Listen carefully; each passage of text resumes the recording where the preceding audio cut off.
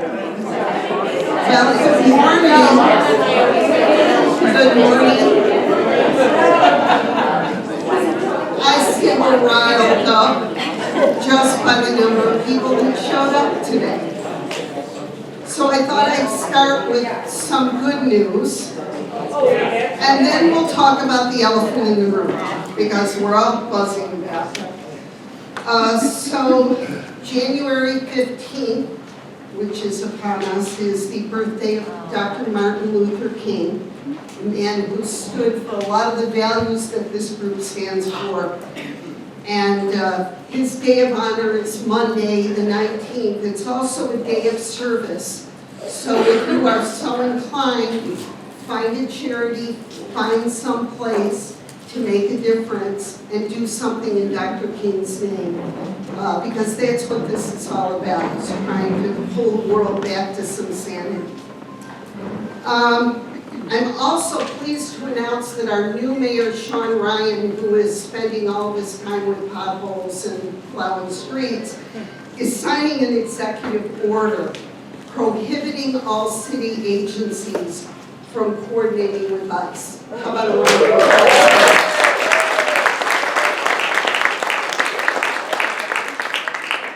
On another note, Special Counsel Jack Smith said that Donald Trump was in fact responsible for the violence on January 6th.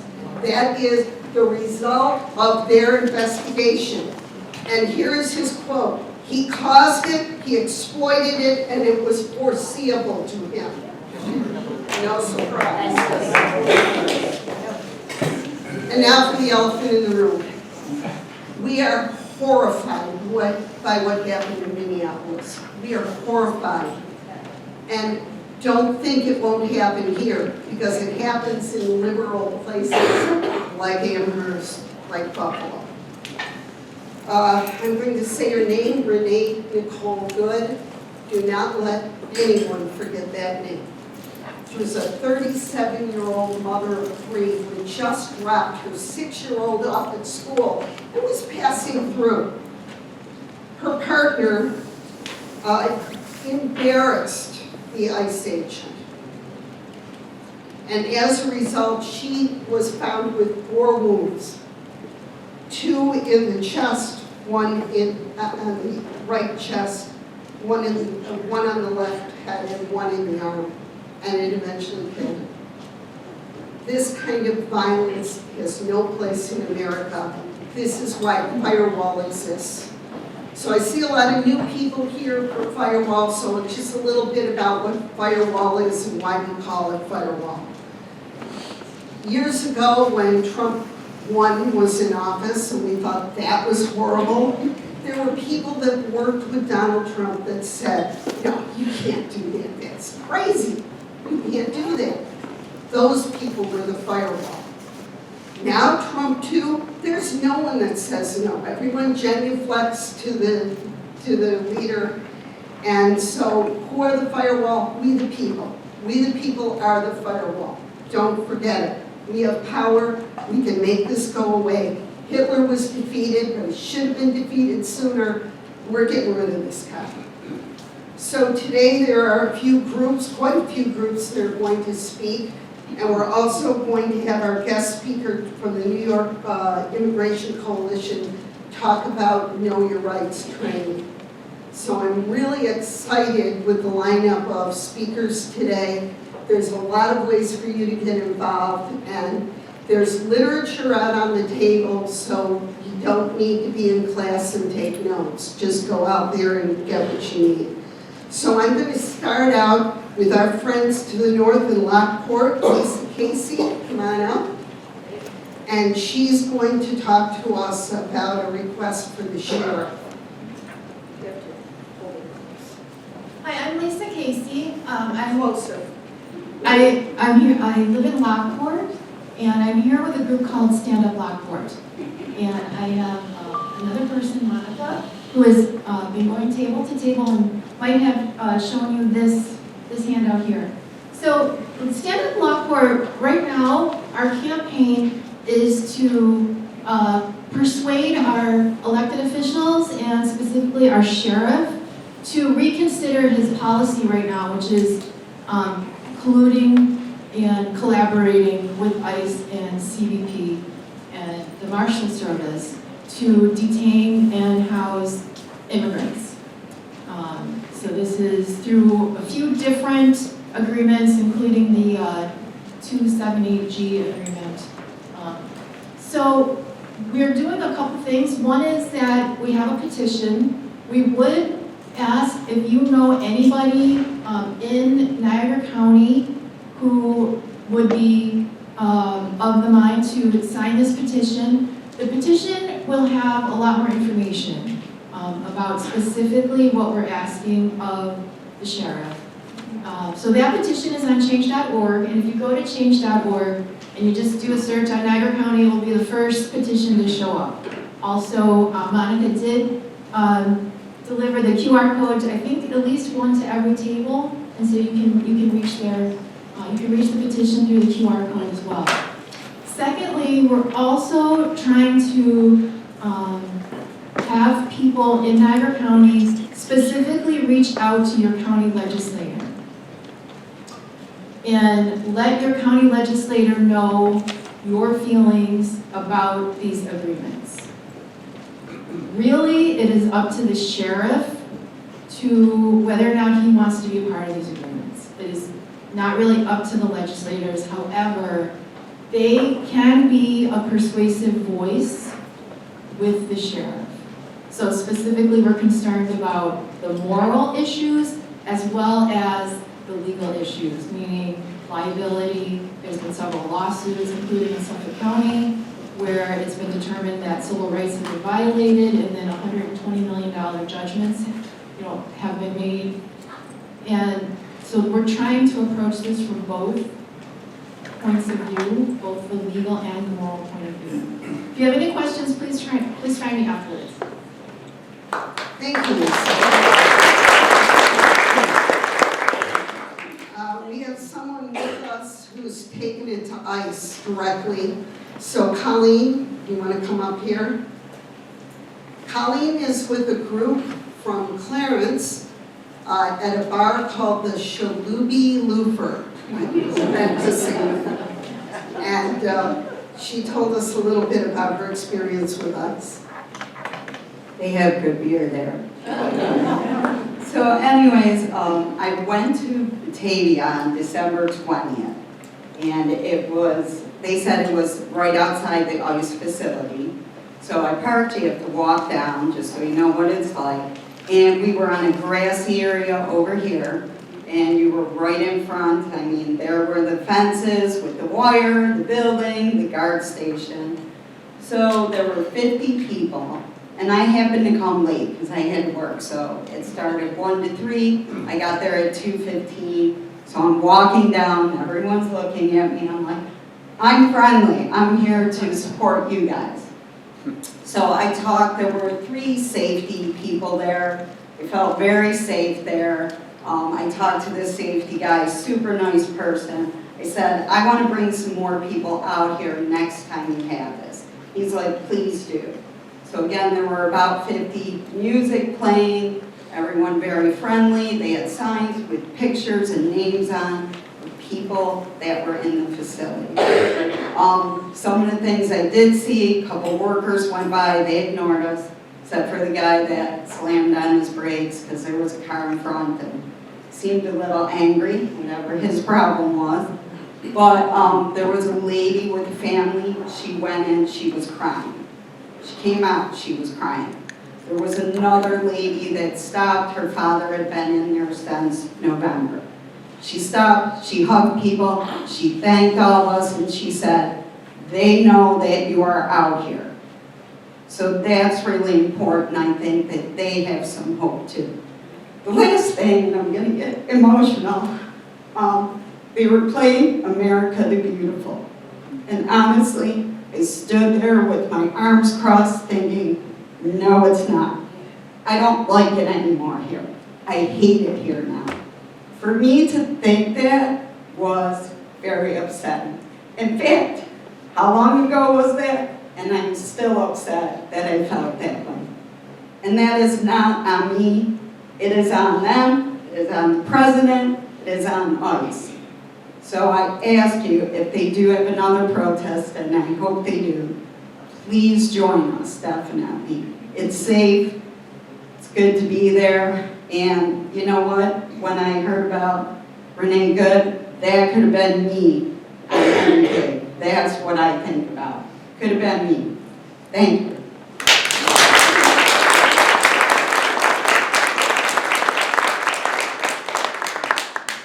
That's putting your faith in action. And it takes a certain amount of bravery to do that. Not everyone can do that, but there's a lot of other ways you can get involved. So if standing on a street corner is a little scary to you, I'm just so angry. I'm ready to stand on every corner. But if it's not your thing, find your thing. But do something. I'm now going to call up Kathleen Pace, who kindly gave you all a new copy of the Buffalo Contrarian. Let her tell you a little bit about this periodical. I don't really think I need a microphone, but I'll use it anyway. A friend of mine, Mike Jackson, and his son Bill realized around this time last year. Closer. I guess I do need the microphone.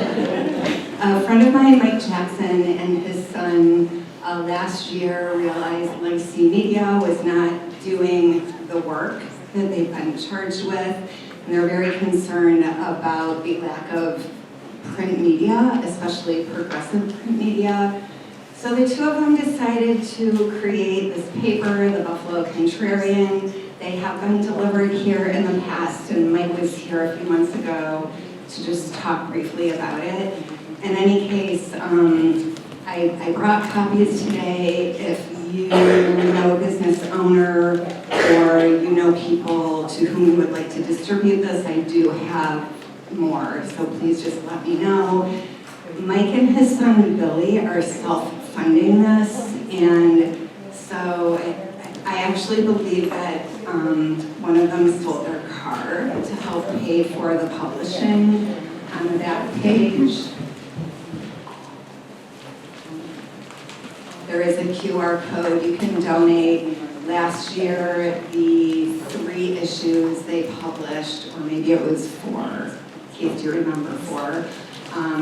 It was $10,000, so they're hoping to just receive enough donations that they are able to provide the paper for free to whomever would like a paper.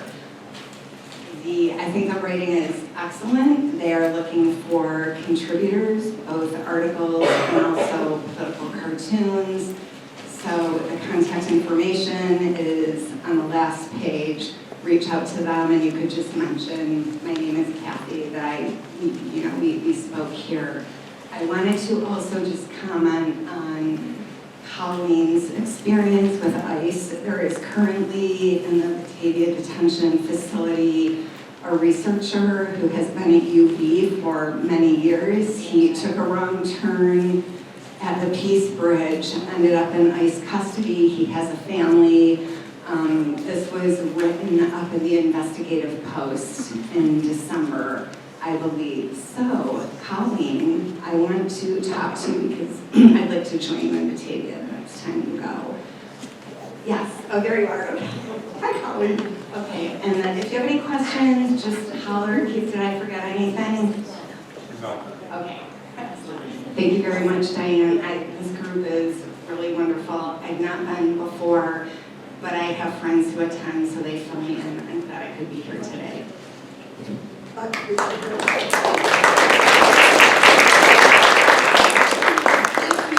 If you by chance miss a meeting, we have a photographer here who's videotaping just the speakers, so if you're shy, and we are on YouTube. We are Firewall Umbrella, Western New York. Just type that in on YouTube, and you can see any of our meetings. So we want you in person, because there's an energy to being in person, but we don't want you to miss. We're also on Blue Sky. We're on Blue Sky, Firewall 451. It's on the Firewall cards that are at the front desk. And if you hit the QR code, it'll take you directly to our site. Our site posts every kind of activity that's going on for the resistance. So those of you with different groups, you need to get a hold of me and make sure that you're sending me your information so I can post it out there on Blue Sky. Okay, now the star of my show, Peggy Mark, will come and speak with us. If not for her, I don't think I could have pulled this together.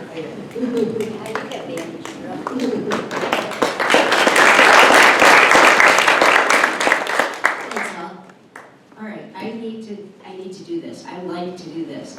How many newbies do we have today? First time visitors. Oh my gosh.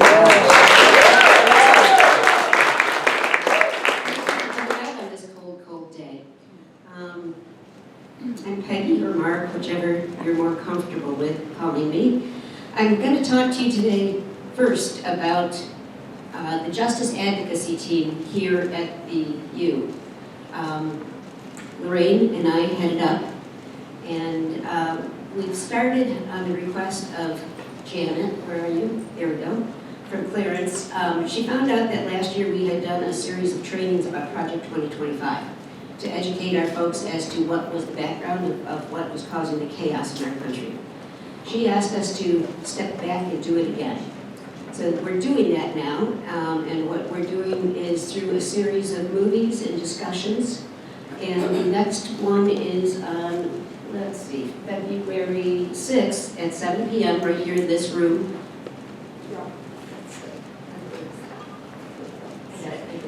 Thank you.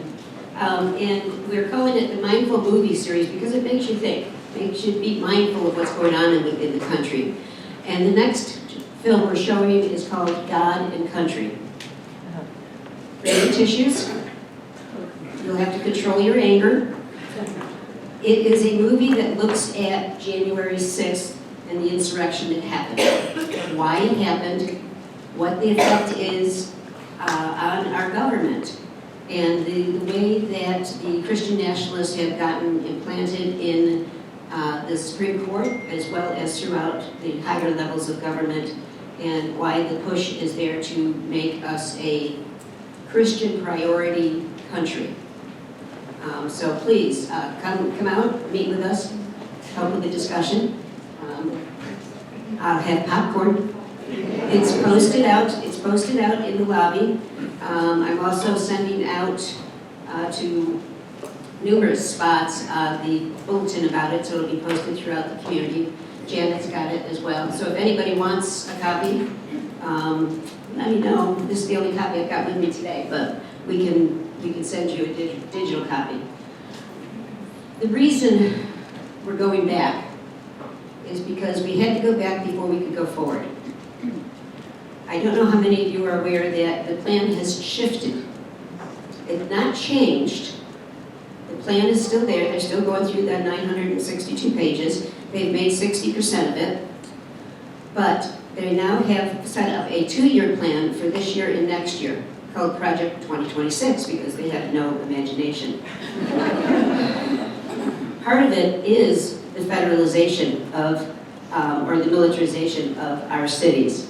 And I brought a petition with me today to show you, to ask you to go to Move On and sign this petition. It is no federal militarization takeover of our nation's cities. Please, please, please go sign and let your voice be heard that we do not want, right now, National Guard, but Mr. Trump, if he pulls the Insurrection Act out, it will be the Army, it will be the Marines, it will be the Navy with their military force in our cities. We do not want that, okay? And talking then about the Project 2026, they're calling this plan Restoring America. And the way they're going to restore it is first tear it down, like they've been doing. They have 9 challenges for policymakers that they feel must be addressed. There is a handout out in the lobby that you can grab this, so you can have it. But I'm going to quickly read through them. The first is to counter the CCP, which means to develop a China-resistant economy. Venezuela, people. Venezuela provides 70% of China's oil. And what did we just do? Okay? So you've got to kind of look at what they're talking about and put it together with the world events. So their first goal is to get rid of China in our economy, but they're destabilizing China in the meantime. They want to eliminate regulation, inflation, and spending, end the border and immigration chaos. And that doesn't mean to withdraw the ICE and so on. ICE never had the authority to do the things they're doing. They never had the authority to pull somebody over on a traffic stop. That's not what ICE was about. But all of a sudden, they have taken on any authority that they want. And that's only going to, as I said, get worse. Ensure election integrity. That simply means they'll let people vote that they want vote. Expand education freedom. Have the parents make decisions instead of the bureaucracy. That means, again, you know that they're going to end the Department of Education, and they're going to give people vouchers to go to private Christian schools. They're going to restore digital sovereignty. I'm going to let you imagine what else is going to happen on the internet with that. Put family first. Yeah, only family. You know, I'm going to say it, I always say it. Male, female, 2.5 kids, the dog, the picket fence. That's not my definition of family. But that's what they're aiming for. That's who's giving the funding. And that means a lot of single women in our economy are going to get hit hard. Root out the deep state. That's their goal in getting rid of the long-term civil servants, get them out because they don't feel that they're loyal to this current administration. And unleash American energy. Go back to the coal, go back to the oil, go back to all of the things that we've been doing to clean up our environment, get rid of all of that. And the shift in their strategy is to build on 4 corners. The American family, dignity of work and future of free enterprise by unions, national security. That big beautiful bill, the amount of money going into the military is amazing compared to the social nets that we have. And the last is American heritage and citizenship. Okay? So this is the mess that we're facing over the next 2 years. This is what we have to come to understand and fight against. So I'm telling you this, and I'm handing out things, and I'm asking you to come to our educational program so that you know what is the basis behind what's going on, and so that you can talk to others about it and help fight efficiently the chaos that's being created. Now, on the paper, I have some recommended reading. I also put down the link to the Heritage Foundation's new guide to the Constitution. Don't laugh, people. That's what they're using now. You keep hearing this, oh, that's not constitutional, that's not constitutional. Well, they have done their own analysis of what the original Constitution should have meant. And that is what they're following. So please, pick up one of these, study it, get to know it, come to our movies the first Friday of each month, 7 o'clock, and educate yourself, because an educated protester does wonders in helping the battle go forward. Thank you.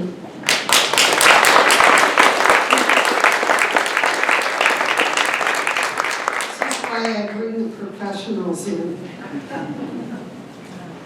The guy articulated that. Do we have anyone here from the Western New York Bridge Brigade?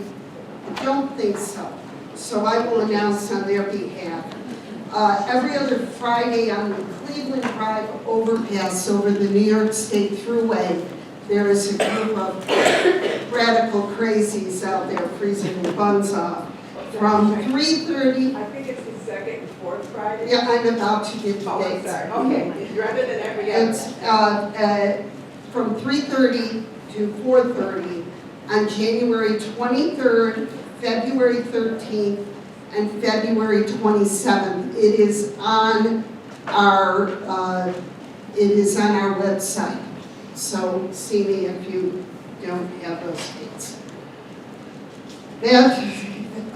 That group is up there counting the ratio of beeps to flag wavers. And I'm proud to report that on an average Friday, it's about an 85% positive ratio.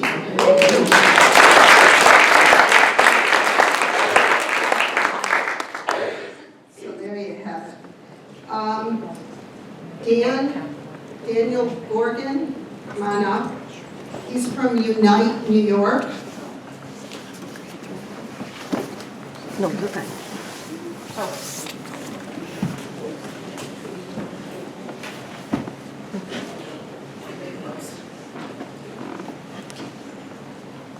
Good morning, everyone. Good morning. So, the beloved PBS figure, Mr. Rogers, told us that when he was a child and he saw scary things on the news that frightened him, his mother told him, look for the helpers. There's always people who are going to be there trying to help. And I want to commend you guys on this fabulous turnout today. Each and every one of you who came out really lends strength and lets us know that we're not alone in this fight. So, I'm here today with Unite New York. Obviously, I'm furious with the current regime, but also I'm disappointed in local legislators who won't take a stand, make a plan, take action. Instead, we get party bosses who are entrenched and just trying to uphold the status quo. So, Unite New York fights for election reforms in the state of New York. We have 5 pillars. These are term limits, open primaries, citizen ballot initiatives, fair ballot access, and ranked choice voting. Now, ranked choice voting is the big one that really got me into this organization. Who here is familiar with ranked choice voting? If you could raise your hands, excellent, that's a good number. Who here feels like they have a really good understanding of how it works? Or fewer hands, all right. Just very brief rundown on ranked choice voting. So, obviously, instead of just picking one candidate, you rank the candidates in terms of your preference, 1, 2, 3. In the first round, if one candidate receives a majority of first place votes, they win. Now, if there is no true majority in the first round, the candidate who comes in last gets eliminated, and voters who ranked that candidate first, their vote moves down to their second choice. So your vote still has an impact, regardless if your first choice isn't going to end up winning. So we see some great effects from ranked choice voting. Maine and Alaska have both implemented this. It's obviously in New York City. We've seen Zohran Mamdani get elected.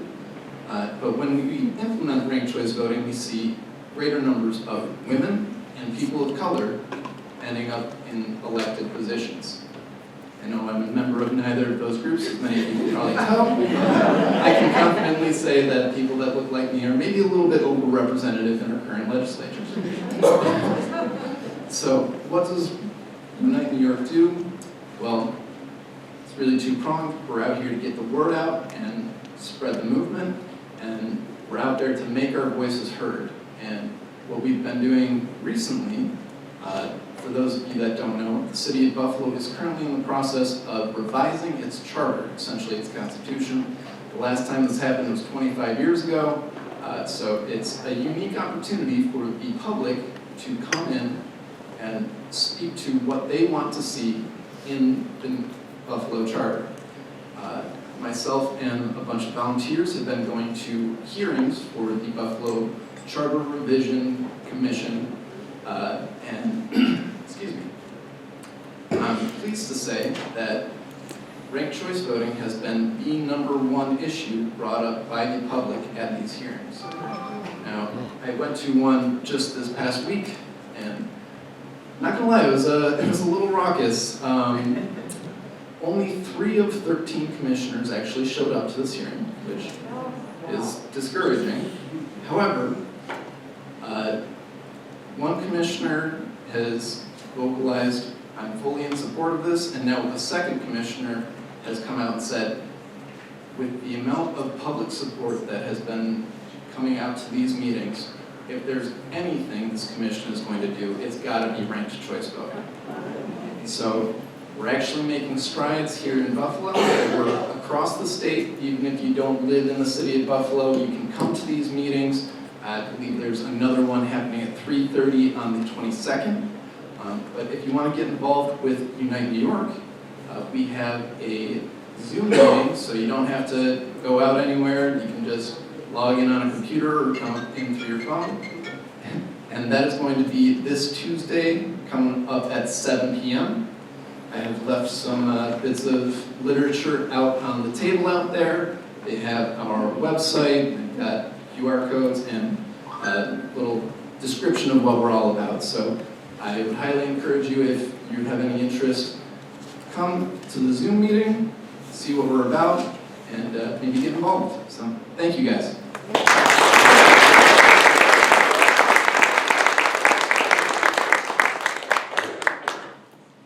Thank you.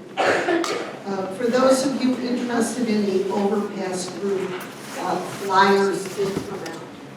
Just a comment, on the first Saturday of February, Good Neighbors of Western New York will be holding a session on ranked choice voting. Yeah, I can speak to that. Iris already had our turn, but they We do. tried to, is, Yeah.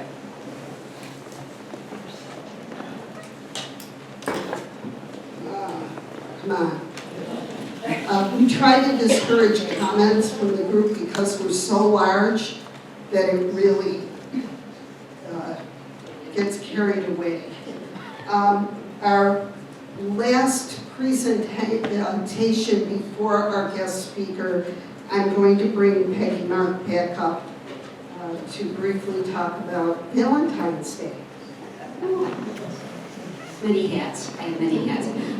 Just popped in from the Overpass Brigade.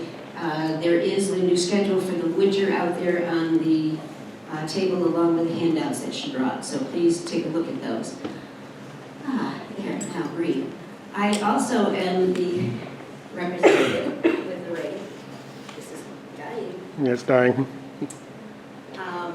Anyways, I'm the representative for the Rainbow Coalition here at the U. And back in June, we decided that we needed to create a safe haven for the queer community. And that right now there's so many things going on that are endangering the gays that we wanted to set up something where they can come. The cafe is now open the second Saturday of each month from 1 to 3 right here down in what we call the Murray Room, a nice little space away from everything. It's also within our protected area. So should ICE ever come into the building, we have taken the precaution of making sure that we're down there where we can lock doors and say they're not welcome to come into that area. I want what I want, because I have to say what I want for this. Yes, you do. I want people. I want you to tell people. I want you to tell your friends. I want you to if you know somebody who is anywhere from 14 up, tell them, come, meet with us. We do different things. This next cafe actually happens to be on Valentine's Day. So we're going to do a Valentine's luncheon and have some different things going on to just celebrate love overall. So please, pass the word. We're safe. We're good people. I don't know what else to say about it. So, February 14th, 1 to 3, Valentine's Luncheon for the queer community here. Okay? We're going to take a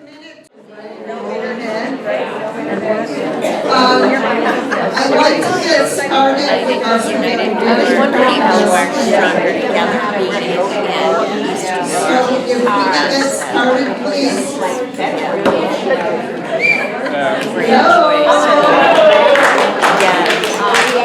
I'm inviting chaos by letting me get out of my space. Okay, folks, we're getting started. If you quietly get up and get a cup of coffee, it's fine. I am reminded by people who keep things in their brain longer than I do, that February 3rd is a special election, so please get out there and vote. We need every one of you. I'm now going to turn the microphone over to Wendy and Sarah with red wine and blue. Remember, these are the people that are the wine-drinking troublemakers. So please think of us when you tip one. Yeah, they actually just put out new T-shirts that say, it's like organized wine mom gang. I get that from Red Wine and Blue. So Wendy and I'm Sarah. We're from the Good Neighbors Getting It Done in Western New York, and that is a troublemaking group through Red Wine and Blue. We're also affiliated with Indivisible. I want to speak briefly to what Iris was starting to mention about our voter mobilization push, and also to echo what Diane just said about the special election for the 21st State Senate seat that Sean Ryan has vacated. That is upon us. The election itself is February 3rd. You can early vote between January 24th and February 1st. So if you were in the 61st, if you were previously represented by State Senator Sean Ryan, please get out and vote. This is just for the remainder of 2026. There will still be proper primary and all of that for the following term. I also, what Iris was starting to say, but I want to make sure it gets heard, echoing what Daniel had brought up about ranked choice voting. Our next Good Neighbors meeting, we meet the first Saturday of the month at the Audubon Library in Amherst, and also online by Zoom. So it's a hybrid meeting at 2 o'clock in the afternoon. And the next one is February 7th. And we're going to have guests from the League of Women Voters, and we're going to have a special discussion specifically about ranked choice voting. So if you already know about it and want to talk about it, if you want to learn more, please come. And we'll, in addition to our usual updates, like kind of Firewall style, we'll have a focus time for that. I also want to mention, before turning it to Wendy here, that I'm also involved with another Red Wine and Blue group, called the Good Troublemakers, and that you might see on some of the tables. The Good Troublemakers are having a panel discussion on running for office. It may not be obvious from the flyer, this is a virtual panel. So it is on Zoom. The short link or the QR code bit.ly/WNY-panel will get you to a Zoom registration link, and you can sign up for this Wednesday at 6:30. We'll have our own Jen Borgioli, who's presented here before, from Braver Angels of Western New York. She ran for Lancaster Town Council. We also have Allison Brown from who ran for Ontario Town Council in Wayne County, and Stephen Cady, who ran for Walworth Town Council in Wayne County. So Western New York is a big area because Wayne County is east of Rochester, and that is sort of the home base for this group. So wherever you're from, we hope that you'll come out and learn why people decided to run and compete in places that are maybe unlikely odds, but helping to, again, mobilize voters and encourage turnout. So bring your questions, and now I will hand it to Wendy to talk about migrant support and to introduce our guest speaker. Thank you. Hello, so glad to see so many of you here today. I will be brief so we can get to the main event. I have 2 requests for action today, and many of you may have already done this. I am first asking that you contact your state representatives and urge them to support the New York For All bill. This legislation will prohibit local and state law enforcement from colluding with ICE. There are information sheets on your table and more in the back. They have a web address where you can go, and it's very easy. There's a script, and we'll send it right to your representative. And the second is to call your congressional representatives. The Department of Homeland Security is only funded until January 30th, and we are asking that you call and demand that our representatives oppose all funding for immigration enforcement without meaningful reform and serious restrictions to ICE's lawlessness. You can go to the 5 Calls app, of course, for a script. Indivisible also has a script and many actions that they are putting into place over the next couple weeks or 10 days or whatever before that deadline.